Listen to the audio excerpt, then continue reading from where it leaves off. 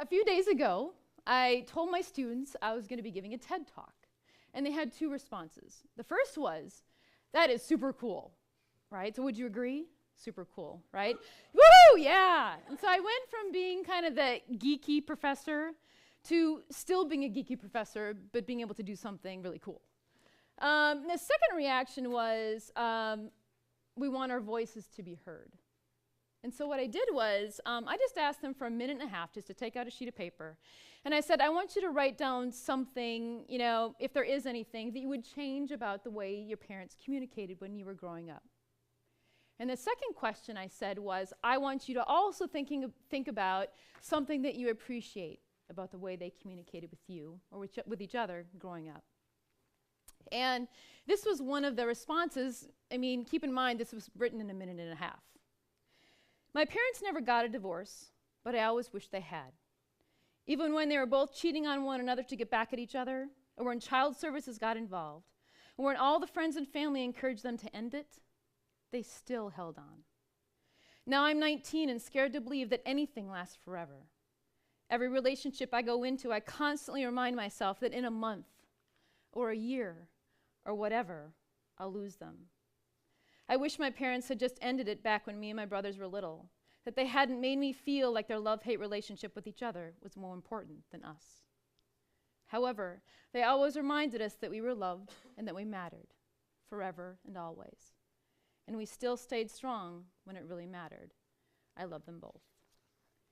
Now imagine, you know, and this was anonymous, so collecting these and then kind of sifting through them after class and seeing that.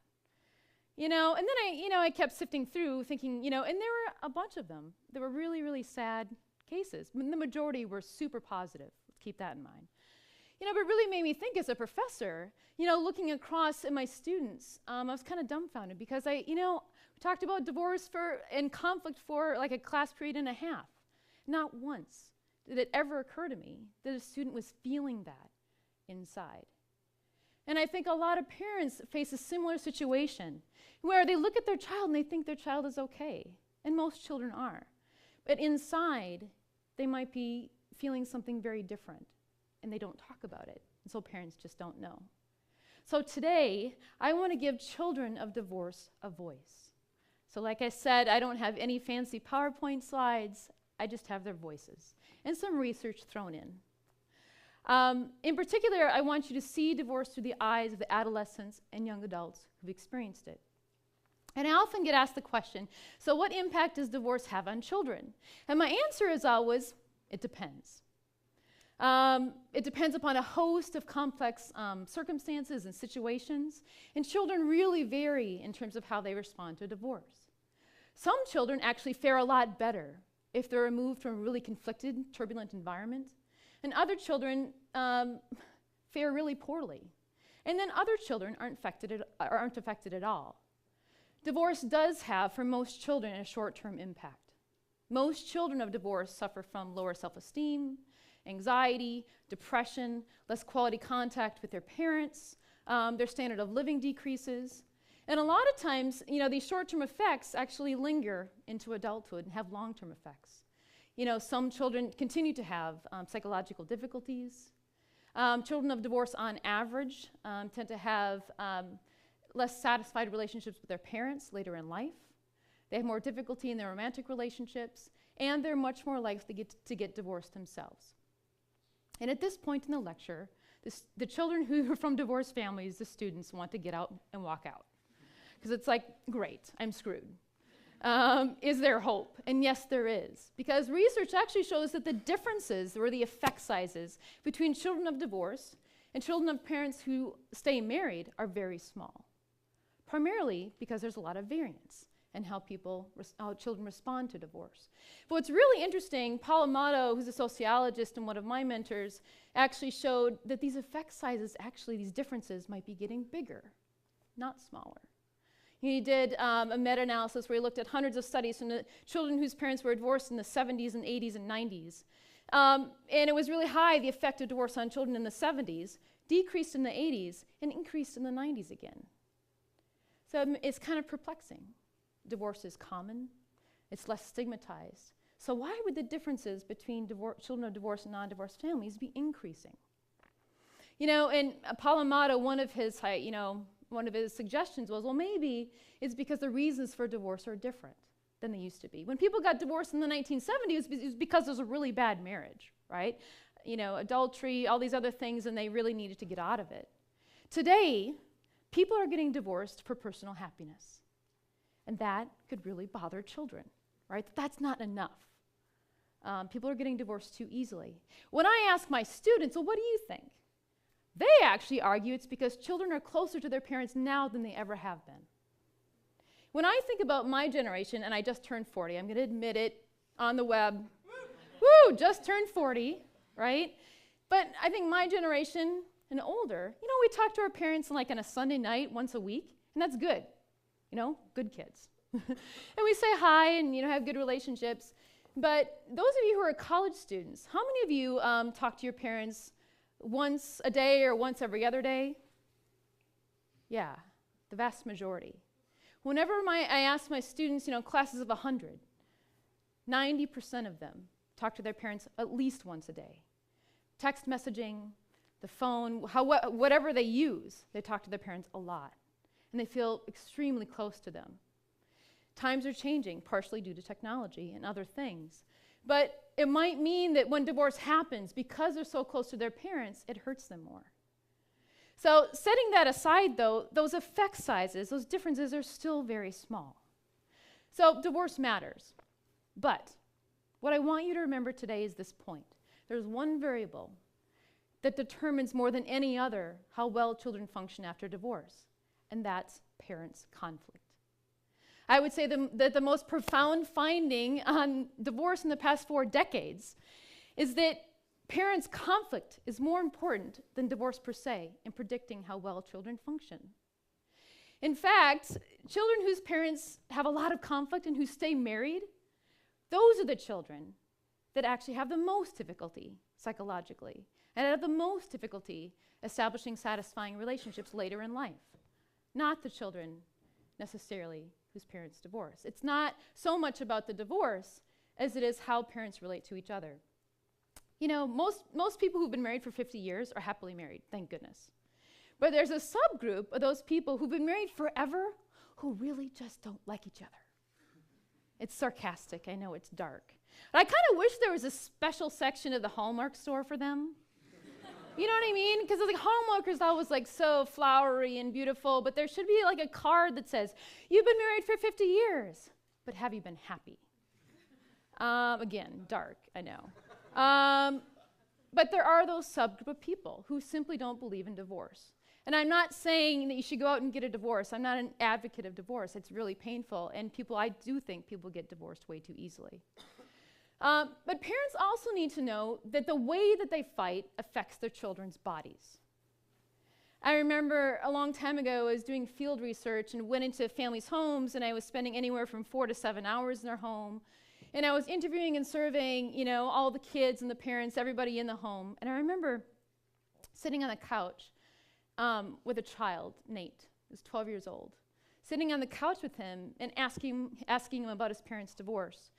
And I remember him saying, his stomach hurt a lot. At night, his stomach would hurt. And then he would go to school and his stomach would still hurt. He had a hard time concentrating, and he was talking about how his parents fought a lot. And then I asked him, well, do you talk to your parents about their fighting? And he said, no, I don't ever talk to them about it because if I bring it up, it makes the conflict worse. That defining moment, that had a big impact on my research.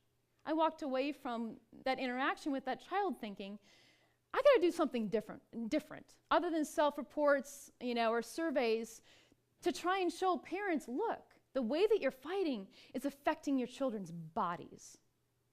And from that point forward, I began to look at physiology and children's physiological reactions to their parents' conflict and other types of communication patterns, through things like their heart rates, their galvanic skin response, or their sweat or arousal, and looking at stress hormones. And so, when your body is stressed, your brain tells the rest of your body to emit hormones like cortisol. So we take people's spit. You can tell a lot of things through a person's spit. Although sometimes people don't want to give us their spit. They're a little bit hesitant because they're like, are you cloning me? What are you going to do with this? DNA. You can't actually tell a person's DNA. But we look at stress hormones because you can tell just from someone's spit how stressed their body is. And so, for example, we bring parents and adolescents into the lab, we sit them on a couch, and then we have them talk about something stressful about the parents' relationship. And these are parents and kids from divorced and non-divorced families. And then we take their spit before the interaction and at 3 or 4 times after the interaction to look at how their body is responding when they're talking about something stressful related to the parents' relationship. And what we found, for example, is that parents that have really good communication skills, they don't have very much conflict, they're supportive, they're competent in the way that they communicate, they're affectionate. It doesn't really stress out kids very much, that type of interaction. They stress out a little bit, get a little bit anxious, and then their bodies are able to calm down really quickly. Doesn't matter whether their parents are divorced or not. The kids that have the most difficulty are the ones whose parents have a lot of conflict who are still married. Those kids, after that type of an interaction, or anxiety levels are like you bouncing a super ball in this room. Their bodies are less able to calm down after an interaction like that. Now, that's just one interaction. Now, imagine if your parents are chronically fighting, what that can do inside to a child's body. Now, children of divorce whose parents had a lot of conflict also reacted. They had a delayed reaction, but then they were able to come down again. The other group of children that tend to have a really hard time with their parents' divorce are the ones who never see it coming. So let me give you kind of an extreme example. A young woman came up to me after a class one day, and she was really bothered by it was actually after the lecture on divorce. I tend to bother people. So, her hands are all sweaty. I get that comment a lot, too. I make people all sweaty. So she comes up to me after class, and she's like, I thought my parents had the perfect marriage. And my friends always told me, your parents have the perfect marriage. So she went off to college, and her parents sprung a divorce on her. And that's actually not all that uncommon. And then she said, and my mom is my best friend. And so my mom confided in me that she was cheating on my dad, but that my dad didn't know. And she said, should I continue to see this other person, or should I break up with your father? Now, you can imagine what that would do to a person's body. So she said, Professor Afifi, what should I do? I was like, you think I'm nervous now? Like then I was like, and I actually said 2 things. I said, 1, I'm really sorry that you're in that situation.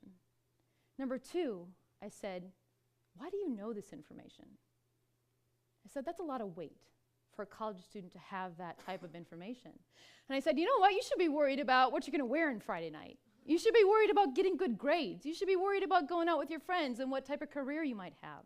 Instead, she was worried day in and day out, every minute of the day, what are my parents going to do? Her mom, and they have a really close relationship, but parents have to be very careful so that doesn't tip over, right? So that their child doesn't become their confidant, their best friend, another parent. And that's a slippery slope. And I think that's a generational difference as well that we're facing. So that closeness is a good thing. But she felt caught between her parents. That's what really bothers adolescents and young adults, is when they feel caught or torn between their parents. When children feel caught or torn between their parents, they're tugged between different loyalties. They love both of their parents, right? So they're trying to maintain these relationships and defend their parents in the presence of the other. Children feel torn when their parents make them mediaries, when they make them messengers of information. They ask them to relay information. They use inappropriate disclosures. And it could be very, very small things. So, for example, the dad says, can you just remind your mom that you have a dentist appointment on Tuesday? Easy, right? The child goes to the mom. Mom, Dad said I have a dentist appointment on Tuesday. And the mom's like, well, why didn't your dad just tell me that? Like, why doesn't your father ever talk to me? You tell your father he needs to talk to me more. It was a simple task. Turns into a child feeling caught. Unfortunately, when children feel caught, what they tend to do, because it creates dissonance, anxiety in their brains, right? So, but unfortunately, the way that they settle that dissonance is by forming an alliance with one parent against the other. And they don't mean to do it. It's just easier. Unfortunately, so they might maintain a really close relationship with one parent, but they lose the connection with the other. I don't know how many quotes I got from students in these classes that said, because of that one thing, I lost a relationship with my mom or dad for 3 years. And it's never been the same. So how else do children respond when they feel caught? They avoid. They don't want to talk about it. Right? So when they avoid, the parents don't realize it exists very much. So they keep on talking. Right? And the child keeps on avoiding. So it's a vicious cycle. Sometimes the second reaction that they have is they become aggressive, right? They mimic their parents' conflict in return. The third thing they do is they directly confront their parents and say, look, like, you need to keep me out of this. And that actually is the most effective for them. But they have to say it numerous times. But that only comes with age, because we tell our children, don't talk back to your parents, right? So they're not going to talk back to their parents usually. But as they age, they increase in their competence and their ability to, or they gain efficacy. They think they now have the ability to tell their parents, like, look, don't put me in the middle of it. So I wanted to end on a positive note, because I said I would. What can parents do? That's the big question. And I felt this talk today was really important because I want to give parents efficacy. What can they do? How can I feel like I can do something so that my children don't get put in the middle? And I think parents feel very frustrated because they feel like they can control their own actions, but they can't control the bad behavior of the other parent. Well, the first thing you need to do is, if you can cooperate, try and create rules between each other for how you're going to communicate to each other and to your children. And try to co-parent together. That's the best alternative. But if you've tried and tried and tried and that's not working, the parent continues to badmouth you, don't engage. Let go. Focus on your own behavior. Because time and time again, adolescents and young adults will tell you, I respected that. I could see what was going on. And my mom or my dad didn't go there. You know, when I said we had 2 little girls, one 6 and one 8, they squabble like sisters do, siblings do. So like one will come to me and say, Mom, my sister keeps picking on me. And I say, well, what would happen if you didn't talk to her back?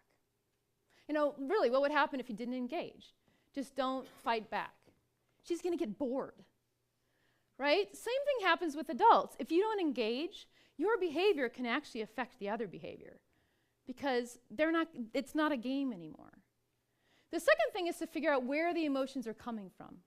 Robert Emery, who is a clinician and a researcher who studies divorce, said, sometimes parents, former spouses, are really angry at each other because they hate each other. And sometimes they're really angry at each other because they still love each other. So you have to figure out, why are you so angry? And then you have to figure out how to redefine your relationship. You're no longer married to each other. You're co-parents. So trying to figure out how you can go from spouses to co-parents effectively. And the last thing that I would recommend is trying to take away some of the emotion. In conflict in general, people tend to say the worst things that they regret, when they're highly emotional. Highly angry, highly sad. So try and diffuse some of the emotions. Something very simple, for example, is to email the parent instead of talking to them face-to-face so much or via the phone. Email has its own issues, but it does tend to diffuse emotion. And the last and final point that I wanted to make to parents, the most important thing you can do is to listen to your child's voice. They may not say anything, but try and put yourself in your child's shoes and think of the long-term impact that this would have, and listen to their inner voice. Thank you.